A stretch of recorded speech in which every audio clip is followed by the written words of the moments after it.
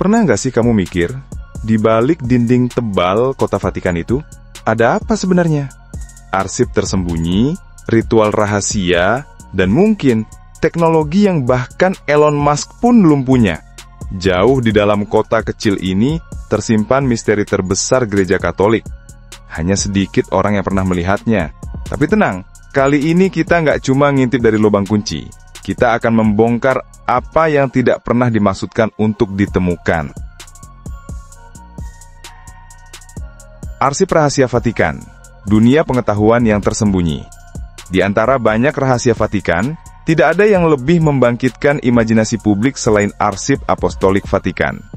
Awalnya didirikan oleh Paus Paulus V pada awal abad ke-17, arsip ini dibuat untuk memusatkan dan melindungi dokumen penting gereja Katolik dan interaksinya dengan dunia luar. Kini, arsip itu membentang lebih dari 80 km rak, menyimpang lebih dari 35.000 volume yang mencakup lebih dari 12 abad sejarah. Bayangkan kalau itu dijadikan perpustakaan umum, dijamin Google langsung minder. Akses ke arsip ini sangat terbatas. Hanya sekelompok kecil cendekiawan yang sudah diseleksi dengan ketat yang diizinkan masuk. Dan itu pun harus menjelaskan dokumen apa yang mau dilihat. Banyak dokumen penting, terutama yang berkaitan dengan inkuisisi, Perang Dunia II, dan transaksi keuangan gereja, tetap terkunci rapat. Di dalamnya, tersimpan harta karun sejarah, surat dari Michelangelo soal bayaran Kapel Sistina, dekret pengucilan Martin Luther, hingga transkrip sidang Galileo Galilei. Namun, rumor mengatakan masih ada dokumen yang lebih mengguncangkan, seperti Injil yang ditekan atau ramalan tersembunyi, yang bisa mengguncangkan dasar iman modern.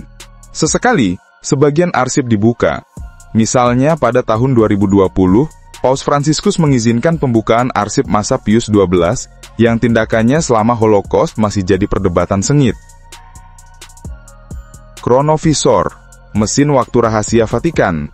Salah satu legenda paling absurd atau menarik adalah kisah Chronovisor, mesin yang katanya bisa melihat masa lalu.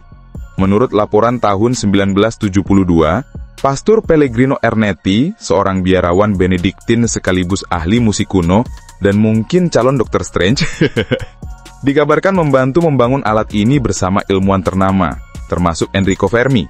Chronovisor diklaim mampu menangkap gelombang sisa dari masa lalu dan memproyeksikan adegannya seperti video playback sejarah. Katanya, alat itu pernah menampilkan penyaliban Yesus, pidato Cicero, hingga pertunjukan teater Yunani kuno. Walau kemudian Pastor Ernetti menyangkal, rumor sudah terlanjur meledak. Para skeptis bilang itu cuma hoax, tapi para penganut teori konspirasi yakin Vatikan menyembunyikannya karena kekuatannya terlalu besar. Ya mirip kayak kalau Thanos punya mesin waktu sendiri. Kalau Chronovisor benar-benar nyata, dampaknya luar biasa. Bisa membuktikan atau membantah kisah sejarah suci. Jadi antara mitos dan kenyataan, Chronovisor tetap jadi simbol menarik. Bahwa mungkin teknologi dan iman tidak sejauh itu jaraknya. Sekolah Eksorsisme Vatikan, melawan setan di zaman modern. Meskipun kita hidup di era sains dan AI, Vatikan tetap tegas, iblis itu nyata. Untuk itu, mereka punya sekolah resmi pelatihan eksorsis di Atheneum Regina Apostolorum, Roma. Kursus ini unik, campuran antara teologi dan psikologi modern. Para imam diajarkan membedakan kerasukan setan dari gangguan medis seperti epilepsi atau gangguan identitas disosiatif. Ya, jadi nggak bisa asal semprot air suci sambil teriak, "Keluar iblis!" Harus ada diagnosis dulu. Namun, laporan dari Italia menunjukkan bahwa permintaan eksorsisme terus meningkat. Banyak uskup kini menunjuk imam khusus untuk menangani kasus yang tidak bisa dijelaskan ilmiah. Bagi gereja, ini bukan mitos, ini perang spiritual yang nyata antara kebaikan dan kejahatan. Bahkan di abad modern ini yang katanya serba rasional. Sisi gelap keuangan Vatikan, mafia, skandal, dan konspirasi. Citra Vatikan sebagai mercuan moral ternyata juga punya sisi gelap. Skandal paling terkenal adalah runtuhnya Banco Ambrosiano pada tahun 1970-an sampai 1980-an. Bank yang terhubung langsung dengan Bank Vatikan, IOR. Roberto Calvi, bankir Tuhan, ditemukan tewas di bawah jembatan Blackfriars, London, dengan kantong penuh batu bata dan uang tunai. Gaya misterinya tuh kayak film The Godfather Vatican Edition. Kematian Calvi dan wafat mendadak Paus Yohanes Paulus I hanya 33 hari setelah menjabat memicu teori konspirasi besar. Konon karena beliau ingin mereformasi sistem keuangan Vatikan yang sudah lama gelap.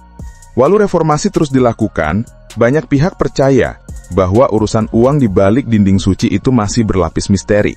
Bangko Ambrosiano pun jadi pengingat pahit bahwa bahkan lembaga suci bisa tergoda oleh dosa duniawi, kekuasaan, dan keserakahan. Mitos Paus John, seorang wanita di tahta kepausan. Legenda tentang Paus John telah bertahan selama berabad-abad sebagai salah satu mitos paling sensasional dan kontroversial dalam gereja Katolik. Menurut kronik abad medieval, seorang wanita yang menyamar jadi pria berhasil naik pangkat dalam hierarki gereja dan akhirnya terpilih sebagai paus pada abad ke-9 dengan nama Yohanes VIII atau John. Penipuannya diduga tidak terdeteksi selama bertahun-tahun hingga, boom! Ia melahirkan di tengah prosesi antara Kolosium dan Basilika Santo Petrus. Plot twist yang bahkan Hollywood pun bakal iri. Dalam beberapa versi, kerumunan yang terkejut langsung mengeksekusinya di tempat.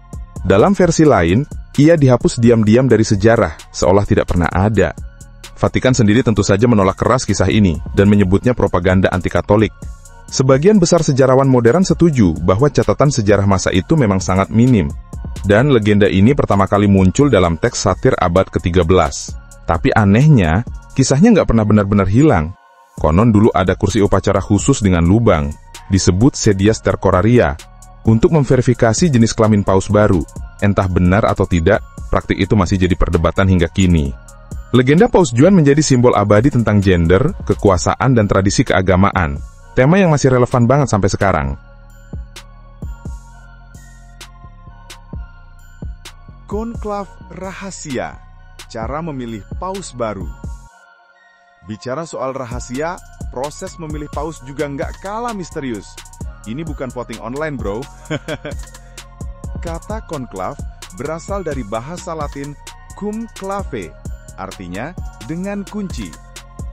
Begitu paus wafat atau mengundurkan diri, para kardinal dikunci di dalam kapel Sistina. Benar-benar no wifi zone. Mereka tidak boleh berkomunikasi dengan dunia luar. Tidak ada telepon, internet, apalagi podcast politik. Setiap sesi pemungutan suara, surat suara dibakar. Kalau belum ada hasil, asap hitam mengepul dari cerobong kapel. Kalau sudah terpilih, muncullah asap putih, tanda bahwa dunia punya paus baru. Tradisi ini dimulai pada abad ke-13, setelah proses pemilihan paus waktu itu sempat ngaret 2 tahun. Akhirnya para kardinal dikunci sampai mereka sepakat.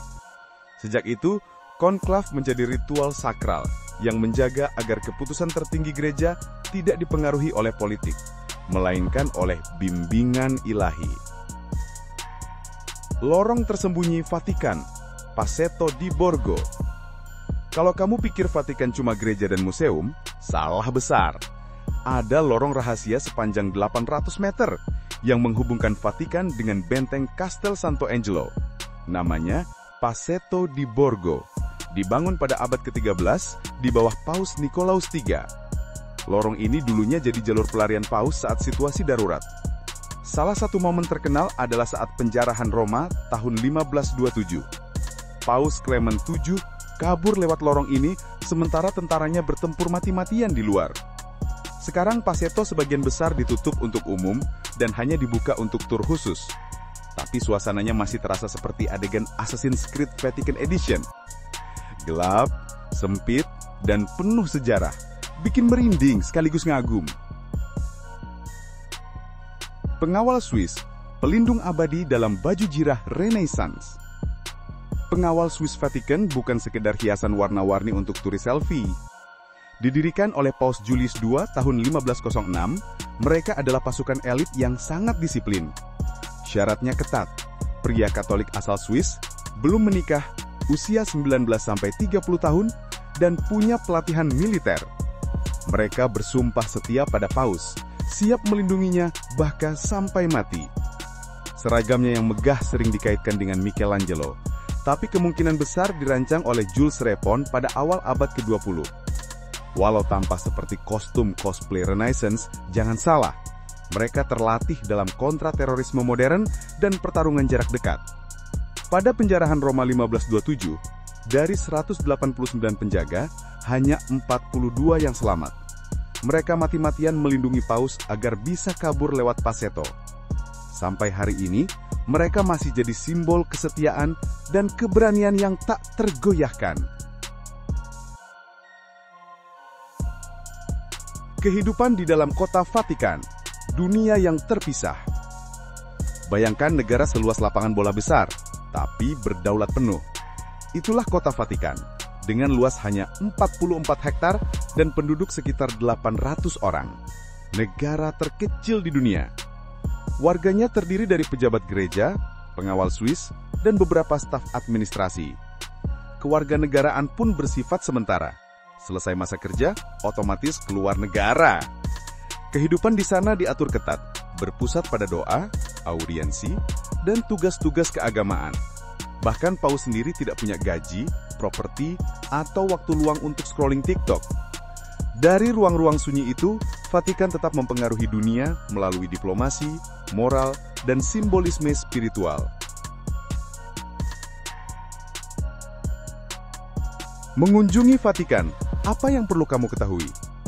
Bagi jutaan peziarah dan wisatawan, mengunjungi Vatikan adalah perjalanan spiritual sekaligus wisata budaya. Pusatnya tentu Basilika Santo Petrus, mahakarya dengan kubah rancangan Michelangelo. Masuknya gratis, tapi kalau mau naik ke puncak kubah, siap-siap bayar sedikit, dan tangganya banyak banget. Jangan lewatkan juga Museum Vatikan, Ruang Rafael, Galeri Peta, dan tentu saja Kapel Sistina yang legendaris. Kalau mau pengalaman lebih eksklusif, bisa ikut tur ke Taman Vatikan atau nekropolis di bawah Basilika. Keamanan di sini sangat ketat, dan ada aturan berpakaian yang harus dipatuhi. Jadi jangan nekat pakai celana pendek dan sandal jepit ya. Rahasia-rahasia Vatikan ternyata lebih dalam dari yang bisa kita bayangkan. Dari paus wanita misterius hingga lorong pelarian rahasia, semuanya mengungkap sisi lain gereja yang jarang terlihat. Kalau kamu suka misteri seperti ini, jangan lupa tulis di komentar. Rahasia mana yang paling bikin kamu merinding? Dan tentu, klik suka dan berlangganan, karena dunia ini penuh rahasia, dan kita baru saja membuka sedikit saja dari yang tersembunyi.